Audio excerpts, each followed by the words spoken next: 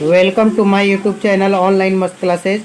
आप सब देख रहे हैं ऑनलाइन मस्त क्लासेज चैनल। आज के इस लेटेस्ट वीडियोस में हम आप सबको जो भी स्टूडेंट 2023 में बोर्ड एग्ज़ाम देने वाले हैं उनके लिए मैं वीडियो तैयार किया हूँ। 10th के लिए स्पेशल है, 2023 में एग्ज़ाम देने वालों स्टूडेंट के लिए। इसमें हमें 40 महत्वपूर्ण प्रश्न जियोग्राफी भूगोल के बताने वाले हैं, जो कि ऐसे ही प्रश्न आपके एग्ज़ाम में आने वाले भूगोल के बहुत ही शानदार प्रश्न हैं। आप इस वीडियो को देख लेंगे तो मुझे पूरी उम्मीद है कि आप भूगोल के ये 40 प्रश्न के बाद अगर एग्जाम में आएगा क्वेश्चंस तो कोई भी प्रश्न को आप छोड़ेंगे नहीं। बहुत ही शानदार वीडियो है।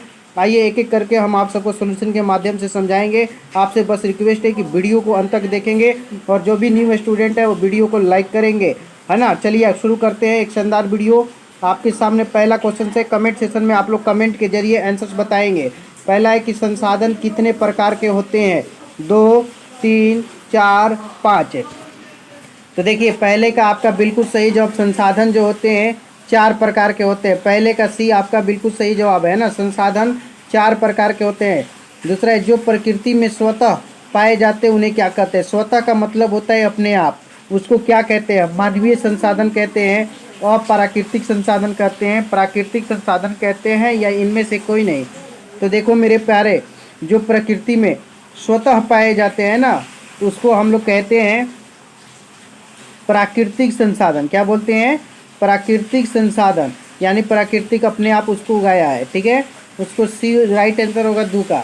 चलिए अगला प्रश्न देखिए आपका है, निम्नलिखित में कौन प्राकृतिक संसाधन के उदाहरण है? पहला है वायु, जल, वनस्पति, इनमें से सभी। तो देखियो मेरे प्यारे स्टूडेंट्स, ये वायु भी प्रकृति का है, जल भी प्रकृति का है, वनस्पति भी प्रकृति का है, इसलिए इसमें डी बिल्कुल सही जवाब है, इनमें सभी। 4 नंबर देखो मेरे प्यारे स्टूडेंट्स, एक एक प्रश्न आपके एग्जाम की दृष्टि से महत्वपूर्ण है ना। वीडियो को अब तक देखेंगे। जो भी स्टूडेंट चाहते हैं कि मैं भी बहुत अच्छा प्रदर्शन करूं तो इसके लिए काफ़ी इंपॉर्टेंट वीडियो। मानवीय संसाधन के उदाहरण है खनिज, कोयला, सोना, मकान। तो देखो मेरे प्यारे स्टूडेंट, इसका आपका 100% राइट आंसर जो होगा ना मानवीय मकान हो जाएगा, क्योंकि मकान जो है मानव बनाता है ना। तो मानवीय संसाधन इसको कहेंगे मकान को। बाकी खनिज जो है प्राकृतिक में पाए जाते हैं, कोयला और सोना भी, इसलिए 4 का डी बिल्कुल सही जवाब है। 5 नंबर प्रश्न देखिए, है ना, बहुत ही शानदार प्रश्न, मोस्ट बीबीआई है। कौन सा ऐसा संसाधन है जो खुद अपनी आवश्यकताओं की पूर्ति करता है ना, खुद अपनी आवश्यकताओं की पूर्ति करता है? मानव संसाधन, प्राकृतिक संसाधन, मानवीय संसाधन, आय, अमानवीय संसाधन। तो मेरे प्यारे स्टूडेंट आपको हम बता दें, इसका 100% सही जवाब जो होगा सी हो जाएगा, प्राकृतिक संसाधन, है ना। प्राकृतिक संसाधन जो है खुद अपनी आवश्यकता की पूर्ति करता है ना। खुद, जिसमें भी खुद आ जाए, स्वयं आ जाए शब्द, ये सब देखिए ट्रिक है, खुद, स्वयं, इसमें आपको बस प्राकृतिक टिक कर देना है, ठीक है ना। पीछे भी एक क्वेश्चन मैंने बताया है। आगे देखिए 6 नंबर प्रश्न देखिए, ये भी बहुत ही अच्छा प्रश्न है, एग्जाम में बहुत बार आया हुआ है कि संसाधन होते नहीं बनते हैं, यह कथन किसका है? गांधी जी, जवाहरलाल नेहरू, जिम्मरमैन और मेधा पाटेकर। तो देखिए इसका बिल्कुल सही जवाब आपका सी होगा, जिम्मरमैन का, है ना।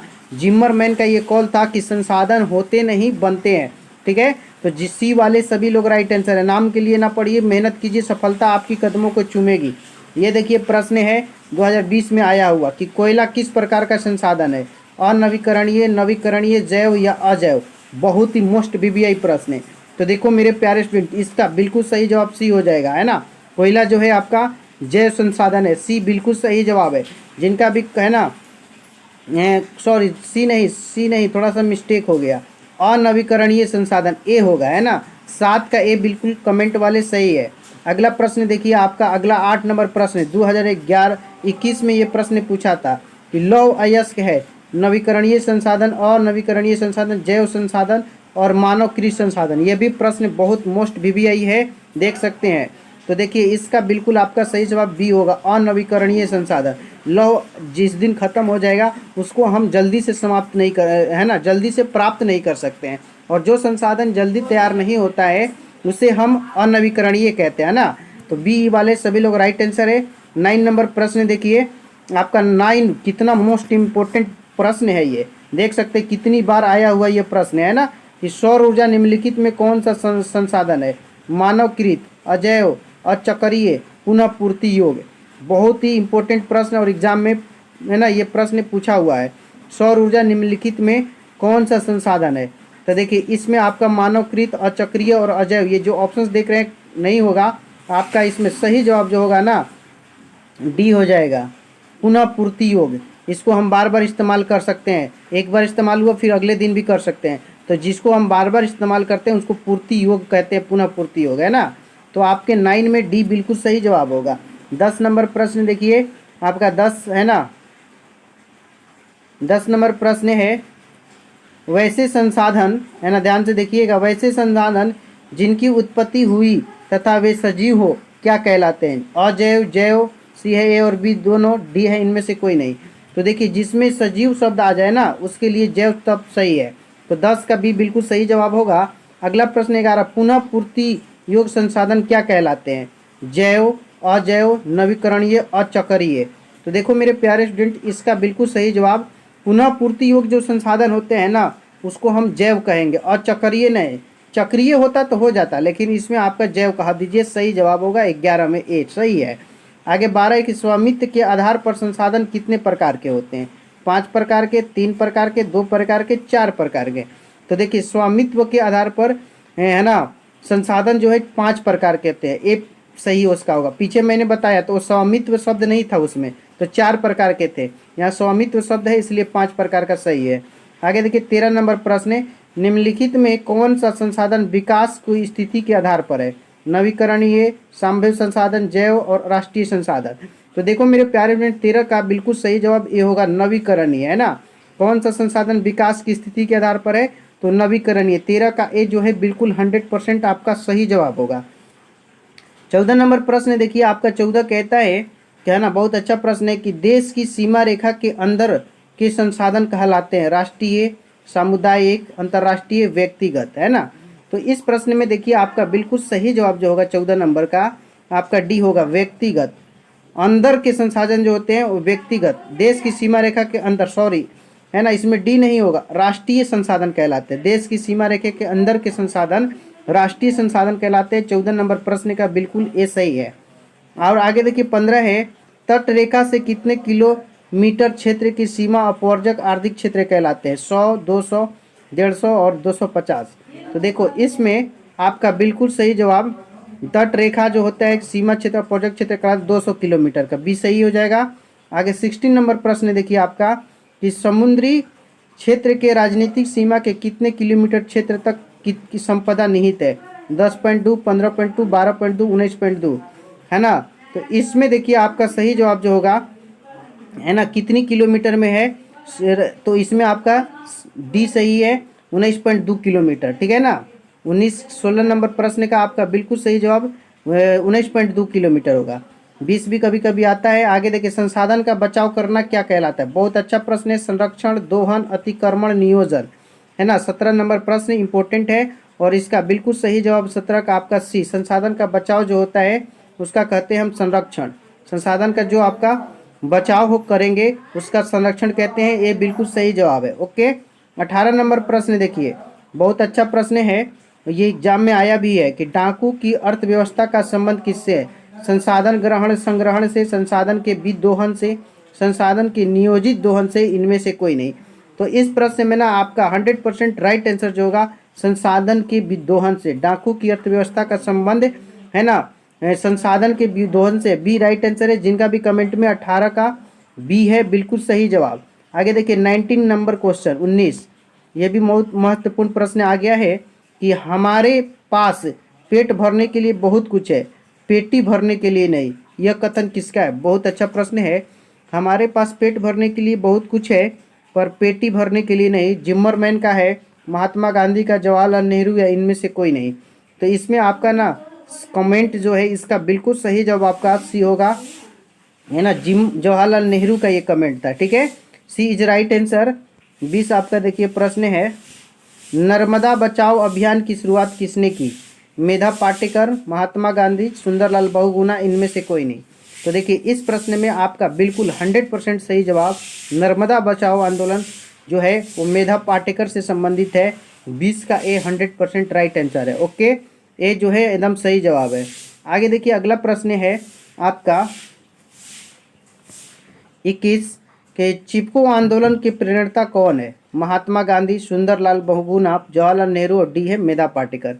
तो देखो मेरे प्यारे स्टूडेंट, इसका बिल्कुल सही जवाब चिपको आंदोलन की प्रेरणा जो है ना सुंदरलाल बहुगुणा थे। तो 21 का सी सही जवाब होगा, है ना, सुंदरलाल बहुगुणा। आगे 22 नंबर प्रश्न है कि विश्व पर्यावरण दिवस कब मनाया जाता है। बहुत मस्त प्रश्न है। 2 जून को, 4 जून को, 6 जून को, 5 जून को। तो इसका देखिए बिल्कुल सही जवाब विश्व पर्यावरण दिवस 5 जून को मनाया जाता है। डी राइट आंसर है, 22 का डी, जिनका भी कमेंट में सही है। 23 नंबर है क्लब ऑफ रोम की वकालत कब की गई। 70 में, 68 में, 65 में, 80 में, है ना। तो क्लब ऑफ रोम की वकालत कब की गई, ये न्यू प्रश्न है। इसका बी सही है, 1968 ईस्वी में। ठीक है। आगे देखिए आपका 24 है प्रथम पृथ्वी सम्मेलन कब और कहाँ हुई। बहुत अच्छा प्रश्न है। 1922 है, 92 है अमेरिका में, 1992 रियो डी जेनेरिया है, 97 रियो डी जेनेरिया और 2002 अफ्रीका में। तो देखिए आपका बिल्कुल सही जवाब 24 नंबर प्रश्न का, है ना, पहला होगा आपका 1992 रियो डी जेनेरिया, सी सही है ना। 1992 में प्रथम पृथ्वी सम्मेलन रियो डी जेनेरिया में हुआ था। बिल्कुल 24 का सी राइट आंसर है। 25 नंबर आपका प्रश्न है ना, कि प्राकृतिक संसाधनों के संरक्षण 1968 में कौन सा कन्वेंशन हुआ था। अफ्रीकी कन्वेंशन, विश्व आपदा कन्वेंशन, वेटलैंड्स कन्वेंशन, इनमें से कोई नहीं। तो देखिए इसका ना आपका बिल्कुल सही जवाब प्राकृतिक संसाधनों के संरक्षण के लिए 1968 में अफ्रीकी कन्वेंशन हुआ था। 25 का ए बिल्कुल सही जवाब है ना। 26 नंबर क्वेश्चन है ना, ब्रेटलैंड कमीशन की अपनी रिपोर्ट कब दी। 1982 में, 85 में, 87 में, 92 में, है ना। तो ब्रेटवेट्स जो है वो अपना कमीशन जो है रिपोर्ट वो 1987 में दी थी। बिल्कुल सी सही है। 40 प्रश्न है, 26 प्रश्न हो गया। अब आपको हम ले चलते हैं अगले लेसन में, है ना। अब आपका ज्योग्राफी का चैप्टर है प्राकृतिक संसाधन, उसके प्रश्न पूछने वाले हैं प्राकृतिक संसाधन, है ना। अब इसमें देखते हैं आप कितने प्रश्नों का सही जवाब दे सकते हैं ना। बहुत अच्छा प्रश्न है जो कि एग्जाम में पूछते हैं और बस आपको है ना रिवाइज करना है ना। मुश्किल नहीं है कुछ दुनिया में, तू जरा हिम्मत तो कर, ख्वाब बदलेंगे हकीकत में, तू जरा कोशिश तो कर। तो जो भी स्टूडेंट्स इस वीडियो को देख रहे हैं अभी तक अगर आपने लाइक ना किया है तो सभी प्यारे रसगुल्लों से रिक्वेस्ट है कि एक बार जरूर लाइक कर दे। आपकी लाइक हमारी हौसला अफजाई करती है। अब देखिए अगले लेसन का पहला क्वेश्चन है कि पृथ्वी के ऊपरी सतह को क्या कहते हैं। खनिज, सागर, भूमि, पठार। तो देखिए इसका आपका 100% राइट आंसर जो है पृथ्वी के जो ऊपरी सतह है उसको हम भूमि कहते हैं ना। सी बिल्कुल सही जवाब है। ये प्रश्न एग्जाम में पूछा था। चलिए दूसरा नंबर प्रश्न देखिए, निम्नलिखित में कौन भूमि का स्वरूप नहीं है। मैदान, पठार, पहाड़, मकान, है ना। तो देखिए ये मैदान भी भूमि में आ जाएगा, पठार भी आ जाएगा, पहाड़ भी, है ना, लेकिन मकान स्वरूप नहीं है ना, इसलिए आपका बिल्कुल सही जवाब डी होगा। दो का क्या हो जाएगा, डी। ओके चलिए नंबर 3 की ओर चलते हैं कि कुल भूमि का मैदान कितना प्रतिशत है, यानी कि जितना भूमि है उसमें मैदान कितने प्रतिशत में, 30, 43, 30, 14। तो इसमें देखिए थोड़ा सा ऑप्शंस, दो ऑप्शन सेम टू सेम है। अगर जिनका भी कमेंट में ए है 30% उनका भी सही है, चाहे 30%, क्योंकि 3 भाग 70 और 30 का रेशियो चलता है। 30% में भूमि, 70 भाग में जल। ठीक है, 3 का ए और सी दोनों ऑप्शन सही था। 4 नंबर देखिए, भूमि के ऊपरी सतह को क्या कहते हैं। भूमि के ऊपरी सतह को क्या कहते हैं, मिट्टी, जल, खनिज, इनमें से कोई नहीं। अच्छा प्रश्न है। तो देखो मेरे प्यारे स्टूडेंट, इसका बिल्कुल सही जवाब भूमि की ऊपरी सतह जो होती है भूपर्पटी कहलाती है ना, यानी कि मिट्टी कह सकते हैं। पृथ्वी की ऊपरी सतह को आप यहाँ पे भी मिट्टी सही हो जाएगा। ठीक है, अगला 5 नंबर है, निम्नलिखित में कौन से कारक मिट्टी निर्माण में सहायक है। चट्टान, खनिज कण, जलवायु, इनमें से कोई नहीं। बहुत मस्त प्रश्न है, कौन से कारक मिट्टी निर्माण में सहायक है। तो देखिए चट्टान जो है ना ये आपको मिट्टी निर्माण में सहायक है। चट्टानों के टूट के है ना, ये आपके ये देखिए इसमें आपको चट्टान भी, खनिज कण और जलवायु, इनमें सभी सही हो जाएगा। 5 का डी, हमने डी नहीं देखा ऑप्शन, डी सही है। 6 नंबर, भारत में मुख्य रूप से कितने तरह की मिट्टियां पाई जाती है, 3, 5, 8, 6। बहुत मस्त प्रश्न है। और देखिए आपका बिल्कुल सही जवाब हम बता दें, है ना, इसमें 5 तरह की मिट्टियां पाई जाती है। 6 का भी सही जवाब है, जिनका भी कमेंट में बी है बिल्कुल सही है। 7 नंबर प्रश्न देखिए, नदियों के निक्षेपण से किस प्रकार की मिट्टी का निर्माण होता है। निक्षेपण से कालीन, लैटेराइट, जलोढ़, पर्वतीय, है ना। निक्षेपण से, नदियों के निक्षेपण से किस प्रकार की, तो देखिए नदियों के निक्षेपण से जो मिट्टी निर्माण होती है उसको जलोढ़ मिट्टी कहते हैं। सी बिल्कुल सही है, जिनका भी कमेंट में सी है बिल्कुल सही है। आगे बढ़ते हैं क्वेश्चन नंबर 8 की ओर। 8 आपका प्रश्न है कि उत्तरी भारत में जलोढ़ मिट्टी के निर्माण में मुख्य रूप से कौन नदियाँ सहायक है? कृष्णा, कावेरी, गोदावरी, गंगा। उत्तरी भारत में, तो इसमें देखिए उत्तरी भारत में कृष्णा नदी, ये सही हो जाएगा, ठीक है ना। 9 नंबर, आयु के आधार पर जलोढ़ मिट्टी कितने प्रकार की होती है? 2, 5, 7, 4। तो 9 नंबर प्रश्न में देखिए आपका बिल्कुल सही और राइट आंसर 4 प्रकार के होते हैं आयु के आधार पर जलोढ़ मिट्टी, ठीक है। 10 नंबर आपका प्रश्न है, निम्नलिखित में कौन सी मिट्टी सर्वाधिक उपजाऊ है? काली, लाल एवं पीली, जलोढ़, लेटेराइट। तो देखिए जलोढ़ मिट्टी जो है ना आपका बिल्कुल सही होगा, ये सबसे ज़्यादा उपजाऊ मिट्टी है। ओके, 11 नंबर है ये प्रश्न, देखिए कितना बार आया हुआ है ना, बहुत ही मोस्ट VBI। काली मिट्टी का दूसरा नाम बताना है। बलुई, रेगुर, लाल, पर्वतीय। तो देखिए इसका बिल्कुल सही जवाब आपका 100% हो जाएगा। काली मिट्टी का दूसरा नाम रेगुर मिट्टी है, बी राइट आंसर है 11 का। 12 नंबर आपका प्रश्न कहता है, बेसाल्ट लावा के विघटन से किस मिट्टी का निर्माण होता है? काली मिट्टी, बलुई मिट्टी, पर्वतीय मिट्टी, लेटराइट मिट्टी, है ना। अच्छा प्रश्न है और इसमें आपका बिल्कुल 100% सही जवाब है ना। बेसाल्ट लावा के जब टूटता है तो वो मिट्टी होती है काली मिट्टी, ये सही है 12 का ये। 13 नंबर आपका है, किस मिट्टी को कपास की खेती के लिए सबसे अधिक होती है उपयुक्त, है ना, कपास की खेती के लिए? जलोढ़ मिट्टी, रेगिस्तानी मिट्टी, पर्वतीय मिट्टी, इनमें से कोई नहीं। तो देखो मेरे प्यारे स्टूडेंट, इसमें से आपका बिल्कुल 100% सही जवाब 13 नंबर प्रश्न का है ना डी हो जाएगा। कपास की खेती के लिए ना काली मिट्टी अधिक उपयुक्त होती है। और आपके ऑप्शंस में देखिए काली मिट्टी दिया ही नहीं है, तो जब ऑप्शंस ना मिले तो इनमें से कोई नहीं मारते हैं, इसलिए आपका 13 का डी बिल्कुल सही जवाब है, ठीक है। लास्ट प्रश्न इस वीडियो का देख लीजिए कि जल योजन के बाद लाल मिट्टी का रंग बदलकर कौन सी मिट्टी बन जाती है? पीली मिट्टी, पर्वतीय मिट्टी, भूरी, बलुई। तो देखो मेरे प्यारे, जब जल योजन होता है तो लाल मिट्टी जो है कलर चेंज करके वो भूरी मिट्टी में बदल जाती है। सी बिल्कुल सही जवाब है, जिन भी स्टूडेंट ने सी बताया सही जवाब है। तो मेरे प्यारे स्टूडेंट, इस वीडियो में हमने आपके 40 ज्योग्राफी के मोस्ट VBI प्रश्न से आपको रूबरू कराया।